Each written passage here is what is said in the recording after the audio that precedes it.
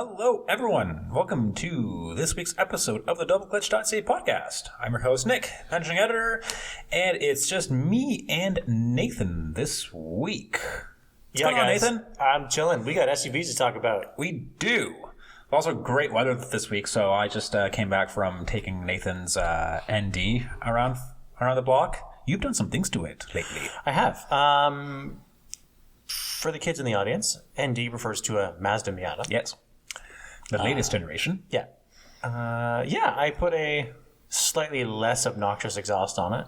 I liked your previous exhaust setup. Oh, it sounded insane. Yeah. I loved it. It was so good. Too much of the time. Yes. Yeah. What do you think of this one? I liked it. So this is a Cobalt muffler, right? Axle back. Mm-hmm. And for the kids, axle back refers to a modified exhaust that starts at the rear axle and goes backwards. So basically just a muffler. Yeah. I have been debating for the longest time getting a Cobalt exhaust for mine, my NA. But I just keep dawdling. It involves spending money. And honestly, shit just sounds different in real life versus in sound clips on YouTube, I find. There's no point looking up sound clips. Absolutely no point. But I actually quite liked it. You know, it's good bark, good volume to it. Yeah. It's not too much. Still got a nice authoritative snap to it, but it's not over the top. It's livable. Yeah. I think I might need a Cobalt system for the NA now. I like it. I like it a lot. And it's actually a very nice piece of hardware. Like a beautiful piece of hardware. It looks good. Yeah. When I saw it at the office earlier this week, parked what nose, and I was like, wait a minute, something's different. You also did tires on it recently. I did, yes, which I'm actually very happy with. I'm very shockingly happy with them because I've never cared for the Bridgestone Potenza S001s that come on the cars. I think they're too edgy. I think they break traction very suddenly. Yeah. And because they're run flats, they ride like shit. They just ride like absolute trash, which I kind of forgot about until I put these on. Yep. Which are not run flats. Wow, the car rides a lot better. So what are these? These are BF Goodrich Phenom TAs. G-Force Phenom TAs, that's right, thank you. It's their new high-performance summer tire. What's Ultra Performance we call it? Max Ultra Performance. I think it's... Because tire companies break it up to Ultra, Max, Extreme. But I can't remember which is which. They do. It's not like an Extreme 200 treadwear tire, like a super dedicated piece of rubber that you would probably take autocrossing. But you could. You could. You could. From what I feel 280. They got a pretty good life on them. Yeah. There's that. They actually handle pretty well in wet weather. They're quiet. You went a little meaty with these too. Yes, I went over a size. Just kind of fill out the wheel wells a little better and give me a little more sidewall. And car looks pretty steezy on them. I'm very happy with them. And it does. Yeah. Neat. Yeah, car looks pretty tough. So, what's going on this week? Actually, I would probably know. I thought you were going to fill us in on that. Because I don't pay attention to news anymore because that's Nick's job. I guess so. Okay, so it's actually pretty busy week. I guess while we're on the topic of Mazdas, there's a new CX-5 in town. 2026 CX-5. It's all new, and by all new, I mean it's basically a very, very thorough refresh. It looks like a thorough refresh, but it's supposedly all new. It's a little edgier. It's a little more chiseled. It does not look all new. No, it looks like a facelift. That is correct. Yeah. It very much looks like a slightly more chiseled current generation CX-5, which is not a bad thing. The CX-5 has always been a good-looking crossover. I think it's interesting that Mazda's entire product portfolio was to can the old shit. Like the CX-3, gone. It's a CX-30 now. It looks off-roady. Yeah. Bye. What is it? The CX-90 replaced the CX-9. See ya. Bye. Now we're tough. But they couldn't shake off the CX-5. Because it was their best-selling product. It still is, despite the CX-50 existing, built alongside it, and being very good. So I read a story about that, actually. Basically, when the CX-50 launched, this was very much a real concern for Mazda that the CX-50 would absolutely slaughter CX-5 sales. Yep. But it didn't. But the crazy part is, like Mazda still saw sales growth on both crossovers despite being so similar. Like there's a case for both of them. People buy both of them. Interesting. So the CX-50 didn't steal CX-5. No. It just brought new buyers into the fold. Exactly. That's a fucking successful product launch, my guy. I know. I know. So this came up again, and this was in a story I was reading on. I was reading on Car and Driver about the launch. Basically, last year, CX-5 sales, despite being ostensibly a 10-year-old product at that point, was still gaining sales. And the CX-50, and this was in the States, mind you, and the CX-50 sales was growing at the same rate it's been for ever since the launch. So people are still buying these things. Interesting. Despite being two very similar crossovers. It'll be interesting to see how that shakes out now, because for 2026, the CX-5 is about 4 inches bigger. Oh. 4 inches longer. Okay. So it should be a fair bit roomier. It's a little bit wider as well. So it should be roomier inside. Interesting. That sounds to me, passing, that they probably moved to the same architecture as the CX-50. Possibly. Which is longer and wider. And it is retaining some CX-50 or CX-5 more pedestrian styling cues. Yeah, because the CX-5 is still like it's a little edgier than before, but still, it's still kind of soft in a few areas. It's still good looking. Still looks great in Soul Red. They've done away with the knob. What? They've done away with the knob. Well, I heard you, but why?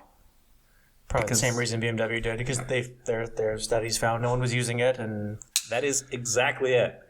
I feel like I was the only person, well, maybe you and I were the only ones who actually use the knobs, if just to keep fingerprints off the touchscreen. It's you, me, and Reddit that uses the knobs. That's it. Pretty much. The other big part about it, there's a hybrid coming next year. Oh. So still no details on that yet. It is launching with the existing powertrain, the normally aspirated 4-cylinder. Yeah. Turbo's not coming back, at least not yet. It's kind of sad. I really like the turbo, but yeah, hybrid version next year. Interesting. That will probably be the Toyota architecture as well. Probably. It wouldn't be surprised. Which also substantiates my theory that it's just a CX-50. Yeah. But because they had two very separate SKUs of demographic, they were buying two separate products. Just keep the separate product going, even if they're the same product. Yeah, exactly. That would have been a great tie into the Tahoe. God damn it. But yeah, so that's coming late this year, next year? Later this year. Cool.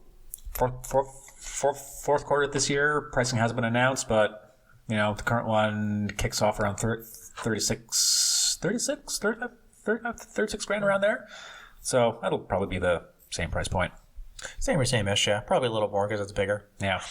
Cool. I mean, that's kind of a huge deal for them. So interesting to see those come out. It looks sharp. It does look good. What else happened in the news? There is a new variant of the Aston Martin Vantage. Right, because that car needed to be faster. Yes. It needed more power. Yeah. It needed more acceleration. Yeah. It needed more performance. It wasn't enough. It needed more handling. It just needed more. That's what everybody said. Wow, that's right. This 650 horsepower Vantage with two-wheel drive feels like a dog. It's tame and needs more power. Okay. But it doesn't get a lot more power. It's only like 14 more horsepower, so like 670-ish horsepower. Okay. So what did they do with the Vantage S that is coming up then? So they gave it slightly more power. They tweaked they basically tweaked a lot of software in the car. So they tweaked the dampers. Dampers are not software. But if they're adaptive, then there's software that controls them. Yeah, but dampers are not software. Okay, they tweaked the damper software. So it's the same shocks. Same, yeah. You're sure of this? Don't quote me on it. Okay, proceed. Okay, so they tweaked a lot of things and stuff underneath. Apparently, the front end is now grippier. Okay. Is that software too? Shut the fuck up.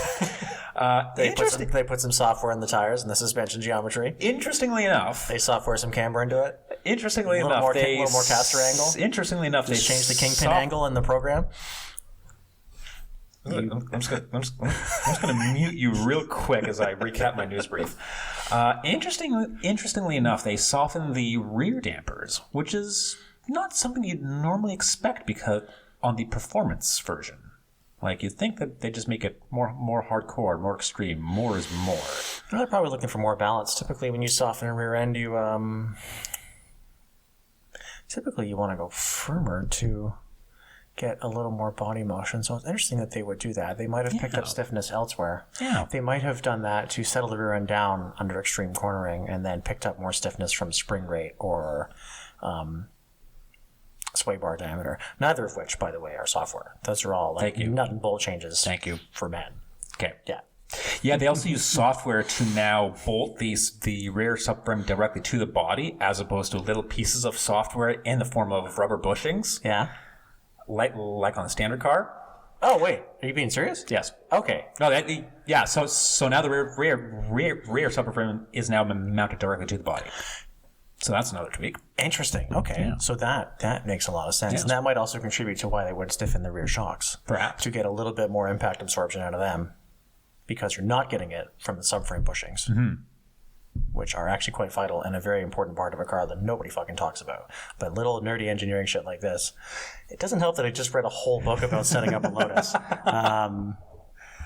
This is important stuff about a car.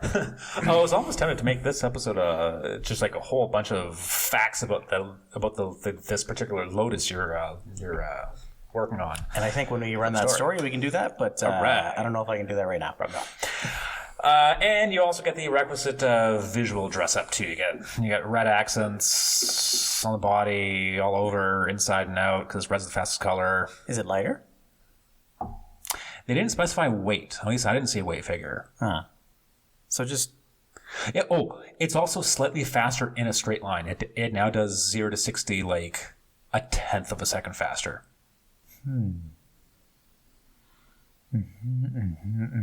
Yes. Because it needed it. Yeah. So you can do a lot of extra things now in your day because you have an extra tenth of a second to spare. That's important stuff, yeah. Yes. Okay, that's cool. I mean, we already like that car. We should probably get one of those. Yeah, we should try it. Yeah. Because they had them all in the States. We should see if there's any up here. Yeah. I would like to try one of those. Because the DB12 is very good. The DB12 was excellent. And they really did do a really good job making the AMG V8 feel not like a Mercedes engine. Yeah, it really feels like its own thing. They're having a little golden age renaissance type thing. Yeah. They're really doing some cool shit. Cool to see. Hopefully that extends to the F1 cars soon, guys. Whenever you want to get started, that'd be rad. I'd love to see it. Thanks. Anyway, and last but not least, we have the Ioniq 6N in town, which I'm surprised you even bothered to build. Yeah. Honestly, because the Ioniq 6, I think it's just me and you are the only two people on Earth that like that car. Absolutely. Like the teardrop look has been very polarizing to a lot of people, but I actually like it. Actually, I think it looks cool. I think it looks great. Actually, hold on. It's you, me, and the island of Puerto Rico. Yes. Like the Ioniq 6. I've seen more of them there on that little island than here. I was gonna say, when the hell did you go to Puerto Rico? But that's right, you went on vacation like a couple months ago. Yeah, it was in January. Jesus. Yeah, so it's just us. Yeah. That like that car. And now they decided to make an N variant of it. I'm assuming it's the same-ish as the 5N? It is. Very, very, very minor tweaks. Supposedly... Are they all software too? I think. It's mostly software. Are they? Oh, I mean, being that an EV actually would all be software. It would. They made they've supposedly made the fake engine noise sound a little more real. Okay. Which is kind of cool. I don't know. I like that. I liked how fake it was. I liked it too. Like it was dumb. Like they put in some more some suspension tweaks. Don't ask me what exactly they are off the top of my head because I'll just tell you to go read my story at DoubleClutch.ca. Well, I was busy fucking with the car all day. I didn't have time to. And I was helping you. And I appreciate that. Thank you. You're welcome. Yeah. A bunch of like very, very, very subtle tweaks that you probably won't notice unless Hyundai explicitly told you. Other than that, same battery pack, same overboost function, same 641 horses. No range yet, but Probably about the same. Marginally better, maybe. yeah, exactly. Exactly. I wouldn't be surprised if it's slightly better because the Ioniq 6 is much swoopier and cuts through the air better. What we didn't talk about is that they also took this opportunity to facelift the Ioniq 6. They did, which I'm not too keen on. I'm not in love with it. It's not. It doesn't look bad. We talked about this earlier. We're just rehashing it for the sake of the podcast. Yeah. It doesn't look bad at all. It looks very good. But I thought it looked better before. It was more distinct before, and now they're trying to bring it more in line with like the angular geometry, pixel lighting dealy they're doing with everything, which kind of clashes a little bit with how swoopy the car is overall. So instead of like, I don't know, curved headlights that match the curvature of the car, we just have a strip of square LEDs now. Yeah. I'm just like, okay, not bad. It doesn't not work. It doesn't like completely clash with the whole car, but No. And the argument is that the previous car wasn't working. No one's buying them. So they're just trying something, I guess. I don't know. Disappointing. Yeah. Not unattractive, depending on who you ask. I'm not going to say it's unattractive, but yeah, that's new. Yeah. I'm looking forward to trying that when that comes out. Dibs on that, by the way. Okay. Thanks. Let it be known. Yeah. Okay, yeah, that basically, that's pretty much all. That's pretty much the big stuff that's going on in the car world this week. In terms of news. Yeah. I think. Is there? Yeah. Yeah, pretty much. No, all the other news, I was going to say, no, there's more. Like, I'm thinking of F1. There's lots happening in F1. But in car stuff, no, not so much. Yeah. Okay, cool. I guess let's get on to our barrage, parade, cavalcade, murder of SUVs. A group of SUVs called the Murder Barge. Okay. All right, let's start with what we had last week. We had two V8 trucks. You had a Tahoe. That's right. I did have a 2025 Chevy Tahoe Z71. And it was green. Well, GM says it's gray, but it looked green. Yeah, they call it Cypress Gray. It's green. Gorgeous color. I fucking loved it. It looked really nice. You know what? I walked up to it. I'm like, man, I thought it was going to be the red one. Fuck. And no, it's this green. It actually looks really nice. Yeah. They also have like a two-tone brown interior for that thing that car did not have. And I was a little disappointed to see that. Not meme spec. So what kind of took me by surprise with this thing was that we had this car's corporate twin, the GMC Yukon, 2 months ago? 3 months ago? What is time? 2 months. Oh, it's like May-ish. Some matter of days ago. Yeah. As everyone probably knows, GMC Yukon, Chevy Tahoe, same truck. But what they've been trying to do is give the trucks kind of different personalities, and this mostly comes through a little bit in styling. They're more different from each other than they used to be before. And I think the Tahoe is a lot better looking. Like a lot better looking. I've always preferred the Yukon. Historically, I did as well. Until now. I think the Tahoe is very, very handsome. And I love the gray LED thing they've done on the back, too. Yeah. That looks really, really nice. And then the interior treatment, so it's the same in the Chevy Tahoe. And it's the same as we've seen in every other new Chevy, where it has the kind of two screens, so like a digital cluster that sort of leads into like a big widescreen that sort of tapers across the dash, which I'm kind of hit and miss on. I don't love it in everything. It works here, and I think it works a lot better than the Gigantor tablet in the Yukon did. Not to say that it works any better. They both work very well. This new Android automotive software that GM's touting around actually is fucking great. It is some of the best in the business. It's really snappy stuff. I just thought the GMC dashboard layout was really just garish, and it seemed very like screen centric. Like, hey, look at this screen! And put this giant cube CRT TV right in your fucking face, which is good for usability because it's right there. Yeah. But it just seemed like a fucking lot. Whereas the Tahoe seemed like this is what I want the truck to look like. Yeah. Yeah. Especially when you consider, like, typically the Yukon's always been the slightly nicer one. So you would kind of expect, like, the focus be on materials and fit and finish and how everything feels to the touch. And they don't. And now that they don't have that squared away, the GMC it's still about the same. Also, the GMC I had was a nicer spec, so it had nicer leather and stuff. But just the overall layout, I find is a lot better. And I think a lot of that comes down to just. And we talked about this kind of before, where wide screens I think are better than square or tall portrait style screens because you can have more digital real estate and more screen space and therefore use bigger icons and bigger fonts so it's easier to see and easier to use, but it doesn't look like it's more. Whereas if you have a big portrait, it looks gigantic. I like this better. That's it. Yeah. Small personal preferences. It's so this was the Z71, so it was the off-roady one. So what does that get you? I have no idea. I actually didn't look that up at all. I have no fucking clue. It gets you Goodyear Wrangler all-terrain tires. It gets you 20-inch wheels instead of 24s. A little more usable. It gets you a different front bumper that has big extraction hooks and a slightly better approach angle, so you can walk up to boulders more easily.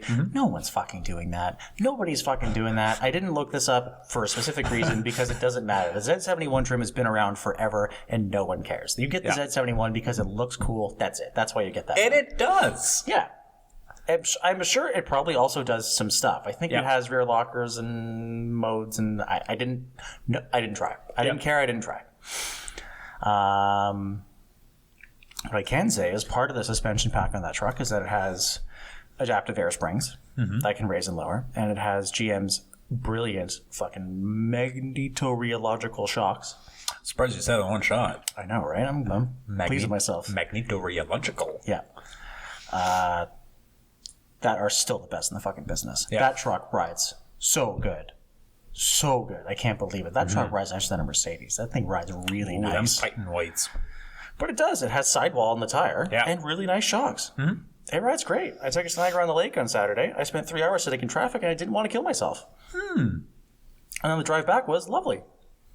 Sorry about the traffic you encountered on the Skyway Bridge because it was closed. Because it was closed. Yeah, fucking really should have looked that up before setting out to go get the exhaust that I needed to have right now. Hey, the exhaust sounds great. That sounds super tough. But yeah, and also, last point on this truck, V8 motor. You can't go wrong. I fucking love that V8 motor. God, it's good. You got decent fuel economy out of it too. If it wasn't for, it was a mixed bag. Yeah. So I didn't drive it for most of the week because I didn't really care. Well, I didn't pick it up until later, but the way the weekend kind of bled into the week and the dealer was shut down. I didn't drive it a ton. Like by Saturday, there were 55 kilometers on the truck. Yeah. Kind of like became our errand truck around the office, which kind of like drove up fuel economy. I think you were averaging what, like I was at like 22 or 23. It was bad. Yeah, and like in those trucks, and it's not like I'm not even trying to knock the truck. It's just it is what it is. Yeah, they're all bad. But this one's especially bad in the city. They drink like fucking crazy. Yeah. But on the highway where it can stretch its legs, they really tend to settle down. And not like babying it, doing 90, hypermiling, any of that bullshit. Like cruise set to 125. Let's fucking go places. You're still doing like 9 liters per 100. That's pretty nuts. Which dragged the average way down to 16. Yeah, that's really good. Yeah, for a big box. Yeah, big off-roady box. And it's a very lovely long-range hauler. Yeah, because it drives itself so well. Whether it has Super Cruise or not, drives really well. Rides fucking amazing. This one did not have Super Cruise. Did not have Super Cruise. Gotcha. Yeah, actually, like a surprisingly lovely truck. I did not expect to like it as much as I did, given that I didn't like the same truck like 2 months ago. Yeah. It's amazing what screens can do to the overall experience. Yeah, because we're like, oh man, like we all love this thing, and now we're all kind of like cool on it. Yeah. And then the Tahoe shows up. Oh no, it's this Now one. we're cool on it again. We're good with this. Okay. Yeah. Yeah, I really like that thing. Tell me about your thing. So my thing was also a V8 powered off-roader that people won't actually take. Actually, people might take a Defender off-roading. I was in the 2025 Land Rover Defender 130. It was the three-row version of it, and there is a big stonking supercharged 5-liter V8 under the hood of that three-row family hauler. Hell yeah, brother. The first thing that really surprised me about it, well, the only thing that really surprised me about it was how subdued it is. Like, we're all used to Jaguar Land Rover's 5-liter supercharged V8 being very vocal, being very dramatic, and it is. We're used to the Jaguar V8 being very dramatic. Well, no, even that engine in the Range Rover Sport SVR a few years ago, it was pretty raucous in that thing. Yeah, but that had a red R on the back of it. It's still a Land Rover. You put a red R on the back of something, it gets silly. Yeah, that's true. Yeah, fair. I'll take it. So this Defender has a detuned version of that engine, and I was actually surprised at how tame it fit. It felt when you're not beating on it. I don't know if tame is the word I would use. Because I had a similar truck last year. Yeah, you had the 110. The 110. And I adored it. But I wouldn't say tame. It's civilized. Perhaps that's a better word because Go ahead. Because it still shouts and roars and grumbles just as much as you expect it would. But you're right. It is more civilized. And tame is the wrong word. It is more civilized. Yeah, but it always sounds tough. Oh, it sounds brawny. Fucking does. All the time. Yeah. Yeah. Not over the top, right? Like only when you're honking it gets silly. But like all the time, it sounds like a big, chunky, manly V8 for manly men who are manly. Yeah. And I love it. The best part is like the $7,000 red line in that thing. Yeah. Like I'm used to fucking 5,500, $6,000 red lines because everything these days is turbocharged. Everything we test is turbocharged. Everything has a turbo 4 that reps to reps to $6,000. So it was nice just getting into this thing and just ringing it out up to 7. And just like pull that paddle, listening to it crack and fart, and doing it all over again. And again. Yeah. And again. It's fucking great. They're sick. Yeah. I really like the Defender. They're a cool truck. They really are. And I was telling I was telling Callie this, that it's interesting, like just how much more civilized this would have been compared to a V8 Wrangler for not that much more money. How much money? So I don't remember what color it was. I never drove this truck. I don't know anything about it. Satin gray. Satin gray. Interior was tan? Tan. Nice. Yeah. That's really nice. Surprisingly nice spec. I could do without the black wheels. So this was about 138 as tested before options. Wow. Which is before taxes. Gotcha. Okay. So loaded up with everything in it, and I was like, that's kind of scratching my head there for a second. I was like, that's not bad. So it's 138. Sorry, not 138. It was 160. It starts at 138. There we go. Starts at 138. So the Defender 135 liter. Correct. Starts at 130, 140-ish, around there. That tracks. Okay. Yeah. And then this one was 160 as tested before taxes, before destination, before electric tax, all that fun shit. But like it wasn't too long ago where you could get a V8, a heavy powered Wrangler for around 120. Yeah, it was like 120 grand. Which wasn't cheap, but like this Defender, yeah, it's more money. But you get a vastly better vehicle out of it. Yeah. You get so much more refined, so much better built, kind of more efficient too, which is a lot more efficient. Which it feels ridiculous to be talking about the fuel economy of an off-road brick, but I averaged 15.6 in that thing. I was going to say, I think I averaged 15 in mine.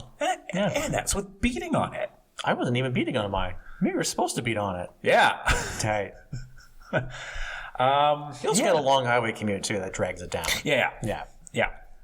I really like those trucks, man. Yeah. I really, really like them. Like, they're just like, they look the part, they look utilitarian and kind of tough and kind of lifestyle-y, but not super in your face about it. Mm-hmm. And it just feels like something I'd want to drive for a long time. Yeah. It's like, I can see this. I like this a lot. I feel like I felt like a henchman of a Bond villain, especially with a V8 motor in it. Oh, yeah. Like, it's very... Don't fuck with me. Exactly. Mm-hmm. Exactly. Yeah, cool truck. I'm really going to miss the supercharged V8 when it's gone because it's already on. It's already kind of on its way out in the Land Rover realm. The Octa gets the BMW V8, not the JLR V8. Interesting. I did not know that. Yeah. I wonder why. I mean, I know why. Because the BMW V8, I wasn't even going to make any jokes with BMW being sick, because the BMW V8 already has a 48-volt mild hybrid system incorporated into it, which can be used to improve urban cold start, low-speed emissions, and get through Euro 7 emissions testing, whereas it's a Ford. The Ford V8 in the Jag can't do that. Yeah. Yeah, one's definitely a much newer engine than the other. But yeah, I'm gonna miss the supercharged V8. This one had a snorkel, which, while definitely not as entertaining as the Tahoe Trail Hunter from a couple weeks ago, you still got more supercharged rewind than you would in the non-snorkeled Sick application, which is great. And this snorkel on the Defender being right beside the driver's side window, you get like basically a front row seat to the whiny acoustics. It's great. Nice. It's fucking great. That's awesome. I wish I drove it. That's like with a lot of these press cars.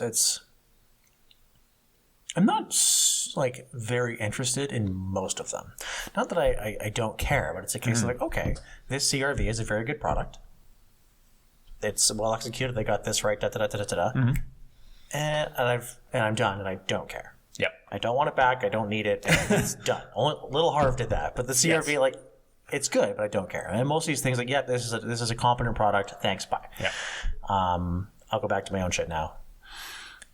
I remember when I had the Defender, I really liked it. It's like, oh, I want this. And it's very rare that I want this experience. And I had that same sense of, oh, I kind of want this. I can see me in this. Yeah. In my press car this week. Which is? A base model Toyota Land Cruiser. Ooh. Nice transition, by the way. I'm pretty proud of that one. Yeah. I'm in a 25 Land Cruiser. They call it the 1958 edition. It's meant to denote... 1958? Sorry, I just knocked over my mic. That's all good. That's fine. Anniversary of the truck, and in recognition of the fact that the trucks were super, super basic. Yeah. The 1958 is the base model Land Cruiser. You get cloth manual seats. No sunroof. No sunroof. You get the little baby screen. You get the base sound system. Yep. Cruise. You get cruise. Yes, you do. Every Toyota gets adaptive cruise. Yep. And round LED headlights. The round lights, as opposed to the squares. And that's it.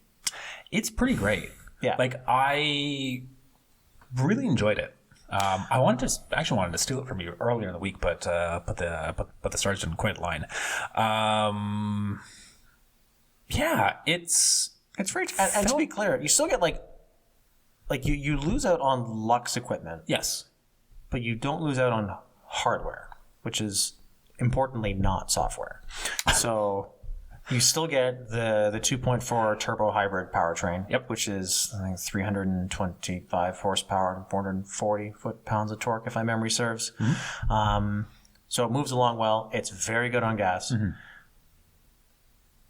It shifts well, and then off-road wise, it's a Land Cruiser, so you still get good basic geometry. Center locker, front locker, downhill assist control, like all the cool guy stuff. You don't get like a million different modes, but like all the base hardware is still in there. The only thing you'd have to do to actually do anything with the truck is put some real tires on it, because it's on like Yoko Gelanders or some very much a tarmac, some peasant tier shit. Very much a tarmac centric SUV tire. Throw a set of all trains on it and you're good to go. I really fucking like this thing. It's very like the Defender. There's a sense of like, I trust this thing. I trust it's dependable. This. There's a sense that it's dependable. We don't know that. The thing is brand new, but it's probably going to be dependable. Being who makes it. The Toyota, I mean. And it's just very honest and charming, and I really, really like it. And very utilitarian. Like, it can tow, I think, like 7,000 or 8,000 pounds. Like, it's a real truck. Sorry. It still has a selectable four-wheel drive system. Locking diffs. Lots of cargo space, lots of rear seat room, lots of storage space. Like, it's just a fucking really good everyday, every scenario truck that doesn't really miss on anything other than like luxury frou-frou bullshit. It's quite endearing. I love the fact that I love the fact that it has a sunroof delete from the factory. I love the cloth seats. You don't see that at all, basically. And they're really nice cloth. It's actually a very nice material. It doesn't feel cheap in the slightest. No, actually, the whole truck doesn't feel cheap. Like, again, not fancy. Nothing about the truck is fancy. But everything fits the mission statement of feeling like a Land Cruiser, which has the reputation of being the last truck on Earth. This truck feels like it could do that too. I'm not quite sold on the value proposition, though. No. So when I picked this truck up, I picked it up from Toyota out in Scarborough, and I went out to Rouge Valley to shoot it.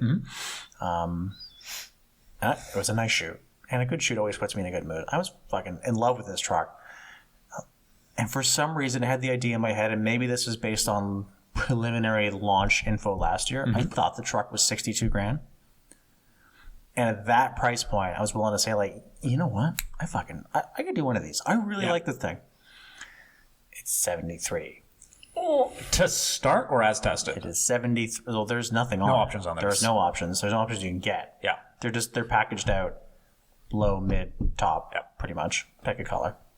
And you only get 3 colors with this. Gray, white, black. 73. That's a tall ask. 70. 73 is like at your dealer. That's kind of a tall ask for a base zero options truck. For how base it is. And then if you actually want to dress it up with some of the things you might want, like say, I don't know, a heated steering wheel, maybe a sunroof, maybe a wireless charger, you know, just like for bullshit for the kids. Then you're like 76. 76. I thought I saw a heated steering wheel button in yours. I swear I saw one. I will have to double check. I don't remember seeing one. But your point still stands. I think they go up to like 90 if you really deck them out. So my thought process is like a loaded 4Runner. To be fair, it's a gasser. And that's what I was thinking about as well. Was your 4Runner a few weeks ago. That's the first thing that came to my mind. That thing was $70,000, albeit decked out, albeit without the hybrid powertrain. Right. So yours was 70, but it was pretty close to loaded. Yeah, it was. That Right. Mine was as loaded as the non-hybrid got. So it's limited. What's a base one go for? I know this is stretching the memory a bit. I want to say high 50s, if not low 60s. Okay. To start. And that's right about where my head was, yeah. Yeah. And you get the sliding glass roof, or the sliding back glass window too, which is super clutch. You also get ostensibly the same hardware too, the same platform. It is the same platform, not software. Same platform, same nuts and bolts. Actually, technically, it does have the same software in the sense that the Infotainment ought to be the same. Yeah. And the gauge cluster too. Yeah. Fucking software looking ass. And I was gonna say that there is a significant argument to be made that the Land Cruiser is way cooler. Because it is. It's got like really pretty kick-ass retro styling that sort of follows the vein of the Defender and the G-Wagon. It follows that like very utilitarian, blocky, military-ish, lifestyle-y kind of thing. And you're paying for that. Absolutely. But and I really like that. I shamelessly love it. The flip of that is that the 4Runner isn't exactly bland.